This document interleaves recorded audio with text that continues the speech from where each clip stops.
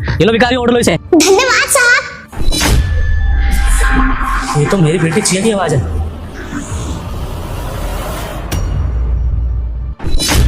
मेरी बेटी चिया और मेरी पत्नी हिमांशी यहाँ पर, इसका मतलब ये जिंदा है। लेकिन ये यहाँ इस हालत में क्या कर रहे हैं?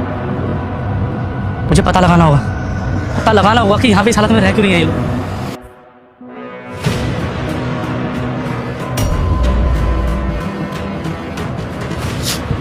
सुनिए, आप यहाँ पे इस हालत में क्या कर रहे हो?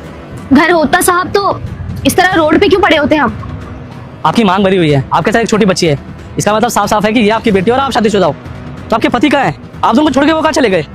घर, परिवार, एक सुख से भरी हुई जिंदगी, सब कुछ था मेरे पास साहब, पर एक पल में मानो सब कुछ छिन गया मुझसे। मतलब मैं कुछ समझा नहीं। मतलब ये कि उस घर से हम माँ बेटी को धक्के मार के बाहर निकाल दिया गया।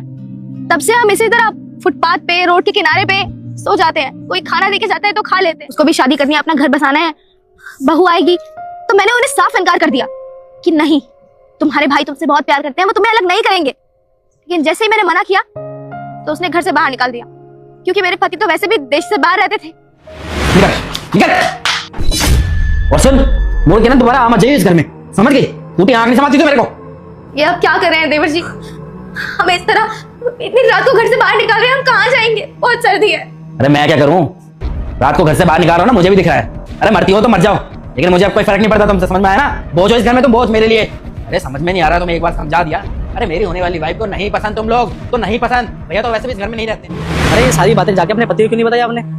वो आपके पति हैं, आखिर आपकी बातें तो भरोसा करते ही ना वो।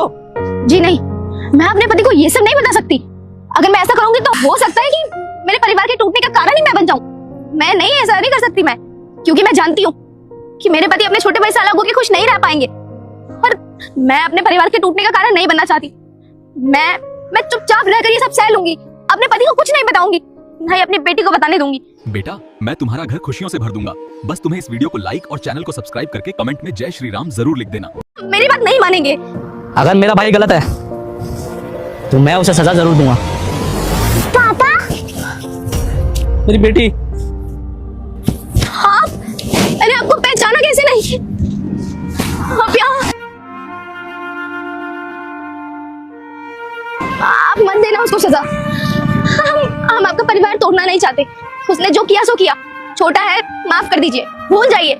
लेकिन हमारी वजह से उनको सजा देने की कोई जरूरत नहीं है। भूल जाएंगे हम, उसने जो भी हमारे साथ किया, जो भी अपनी भतीजे के साथ किया, मैं भूल जाऊंगी।